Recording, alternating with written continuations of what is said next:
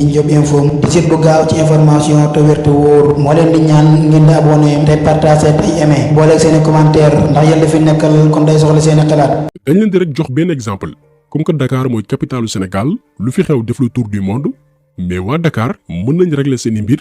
ci naka Tëngéej mooy buntu Dakar foofu fermer ko lu yomb la kenn du dem kenn du dikk ñi dëkki côté boobu mën nañ ko gérer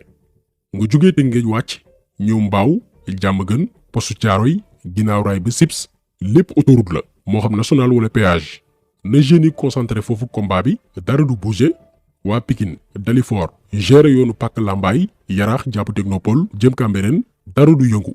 Kër Massar moom moo gën a yomb a gérer ndax benn gendarmerie moo fa nekk te éléments yi bari wuñu Géejawaay Parcelles gérer VDN bi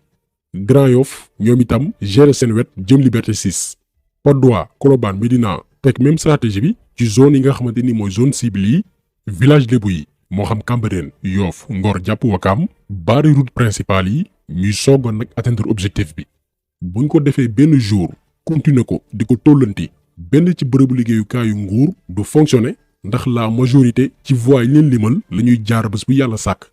université yi ñoom itam def seen mënin étudiants syndicalistes yaa nga fa mën nañ ko gérer takk der yi duñu mën a téye gaay yi parce que ça part dans tous les sens seeni éléments bariwuñu doyuñu bu ñu maintenir situation bii pendant quelques jours waxuma la des mois mais pendant quelques jours Macky Sall dafay dellu ginnaaw ndax dootul nekkate en sécurité tapit bu rëy la benn conseil la am muy Abdou Diouf te ñoom ñaarayam bu ñu fàttali ko en 1988 ba Abdou Diouf sàccee woon élection yi ba noppi tëjlu Maître Wade yaakaar naa ni ku nekk dégg na événement wu 88 yi jàppoon nañ ci des centaines de personnes mais teewul jeunes yaa ngi manifester fépp ci Sénégal Abdou Diouf dafa tiit ba décréter état d'urgence ba ko mbir yi ëppee loxo dëkk bi daga tembe mais dafa mujj dellu ginnaaw libéré ñoom Maître Wade setal leen ba ñu set wecc donc imagine leen bu jeunes yi toogoon jamono jooju ni ñu defoon Mamadou Dia la ñuy def Abdoulaye Wade du mës a dégg président. kon mbir yi nii la fa demee na ku nekk jël ses responsabilités ñi nga xam ni dañoo décider wàcc sur le terrain bu leen yóbbaale téléphone portable loolu dernier conseil la bu leen waxtaanee li ngeen di def ci téléphone wala groupe WhatsApp bu leen échanger SMS bu ngeen mënee